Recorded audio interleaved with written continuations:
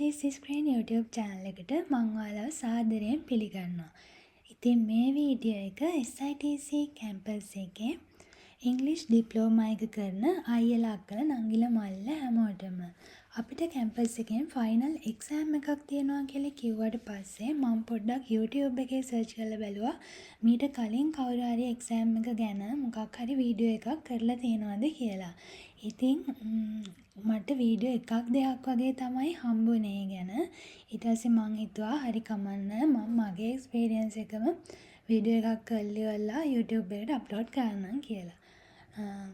අපිට කොහොම හරි ඩිප්ලෝමා එක මාස 6ක් විතර කාලයක් තිබුණා.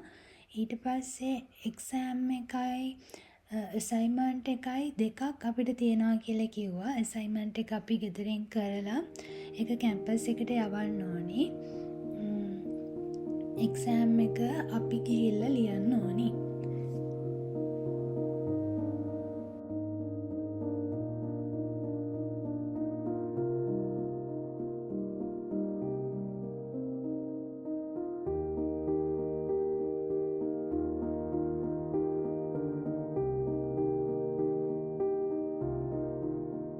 දැනටමත් SITC කැම්පස් එකේ ඉංග්‍රීසි ඩිප්ලෝමා එක කරන ගමන් නම් ඉන්නේ.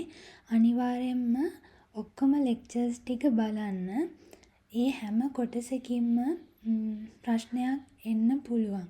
මොකද අපිට උගන්වලා තිබ්බ හැම කොටසකින්ම වගේ ප්‍රශ්න ඇවිල්ලා තිබුණා. එක කොටසක්වත් මේකෙන් නැති වෙයි කියලා අතාරින්න එපා.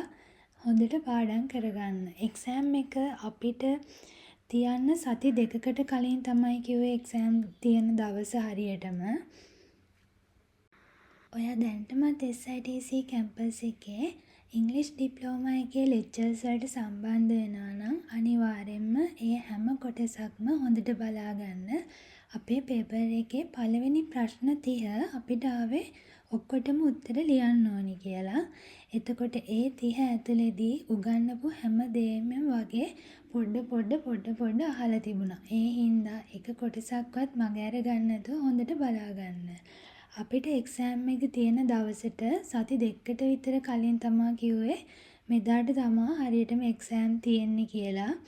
ඒ හින්දා තමා මම ඔය මගහැරුණ පාඩම් එහෙම ආයෙ මුලින් ඉඳන් බල නෝට් හදාගෙන පාඩම් කරන්න පටන් ගත්තේ. කොහොම හරි මම ඒ සති දෙකම වගේ පාඩම් කරා. කලින් බලන්න බැරි වෙලා තිබ්බ වීඩියෝ ටික රෙකෝඩින් දෙනවා. කොහොමත් අද ක්ලාස් තියෙනවා නම් හෙට හෝ අනිද්දා වෙනකොට අනිවාර්යයෙන්ම කැම්පස් එකෙන් රෙකෝඩින් ටික දෙනවා.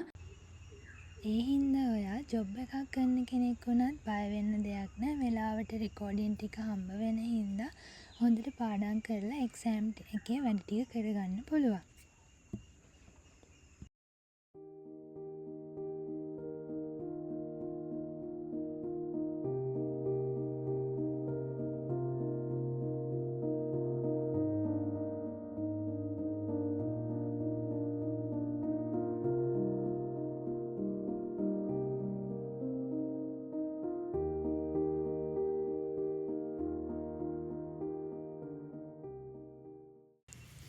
මේ නම් එක්සෑම් එකට කලින් දවසේ රෑ 12ට මම ජනේලෙකුත් ඇරලා ඉඳගෙන පොඩ්ඩක් වෙලා බලාගෙන හිටියා හොල්මන් ඉන්නවද කියලා. හිටියේ නෑ හැබැයි. මට සාමාන්‍යයෙන් පාඩම් කරන්න නම් ඔක්කොම පාඩම් කර ආයෙ ලියන්න ඕනේ. මේ තියෙන්නේ අපේ අප්පච්චි මට මේ අවුරුද්දට අරන් දීපු ඩයරි එක. මම කොහොම හරි ඩයරි එක ඉවර වෙන්නම පාඩම් කරපුවා ලිය තව පේපර්ස් වගේක් මම Google එකෙන් ගත්තා. ඒවත් බල මේ මුළු ඩයරි එක පිරෙන්නම ලිව්වා ඉතින්. එහෙම තමයි මම පාඩම් කරේ. මේ තියෙන්නේ අපිට ක්ලාස් එකෙන් උගන්වපු නෝට් එහෙම. කොහොම හරි පොත් 3ක් පිරෙන්නම අපිට ඉගෙනුවා. සාලේ නම් පොඩ්ඩක් හැඩි වෙලා තියෙන්නේ. ගණන් ගන්න එපා. සාලේ නෙමෙයි මුළු ගෙදරම මේ සති දෙකේම හැඩි වෙලා තියෙන්නේ. මම ගේ ඇහුරුවෙත් නැතුව පුළුවන් තරම් පාඩම් කරා. ඇත්තටම ඉතින් එහෙම පාඩම් කරන්න ඕනේ නැහැ. මුලින් ඉඳන්ම හරියට වැඩ ටික කරා නම් මම අන්තිම මාස දෙකේ වගේ තමයි පාඩම් කරන්න ගත්තේ. ඊට පස්සේ එක්සෑම් එක තියෙනවා කිව්ව ගමන් අන්තිම සති දෙකේ තමයි පාඩම් කරේ. ඒ හින්දා තමයි මට මෙහෙම වුනේ. ඔයාලා එහෙම කරගන්න එපා. පුළුවන් තරම් එදාටම දෙන ඒවා හොඳට බලලා ඉවරයක් කරගන්න. එතකොට ඉතින් මං වගේ ගේත් හැඩි කරගෙන රෑ එළි වෙනකම් මෙන්න මේ විදියට වැඩ කරන්න ඕනි වෙන්නේ නැහැ. පාඩුවේ ගිහිල්ලා එක්සෑම් එක ලියලා එන්න පුළුවන්. එක්සෑම් එකට බය වෙන්න එපා. එක්සෑම් එක ගොඩක් ලේසි.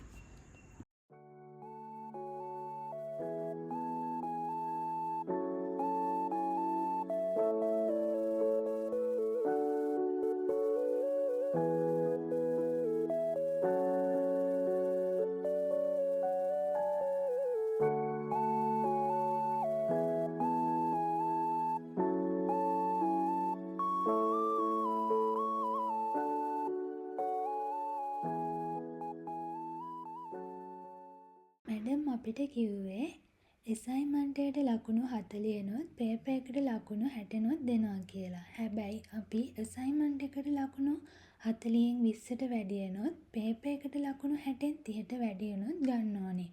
අපිට ඒ දෙකෙන් එකට හරි ලකුණු අඩු වෙලා තිබ්බොත් අපි ඊළඟ බැච් එකත් එක්ක ආය එක්සෑම් එක ලියන්න ඕනි කියලා කැම්පස් එකෙන් අපිට කිව්වා.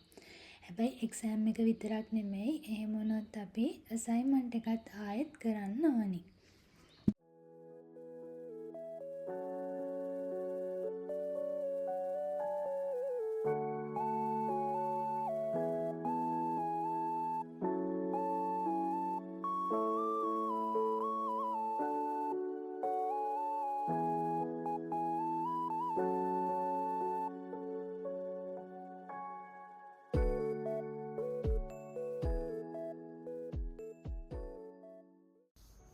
මේ තමයි අපිට එක්සෑම් එක තිබ්බ හෝල් එක.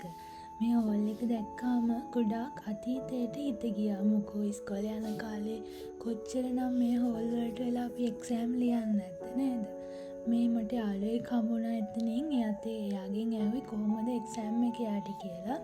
ඊට පස්සේ එක්සෑම් එක ඉවර වෙලා අපි ස්කූල් එකෙන් එළියට ආවා.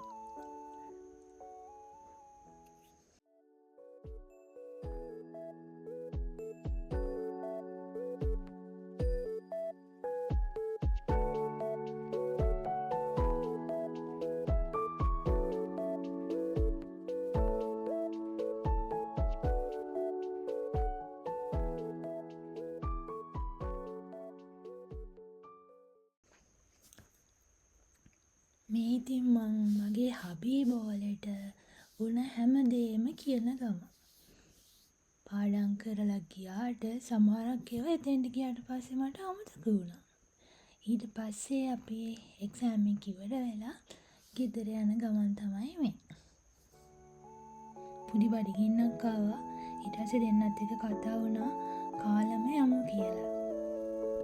ඔයාලට මොකක් හරි ප්‍රශ්නයක් තියෙනවා නම් පාලින් කමෙන්ට් කරන්න. රිප්ලයි කරන්න. මගේ YouTube channel එක subscribe කරලා නැත්නම් අනිවාර්යෙන් subscribe කරන්න. Thank you for watching.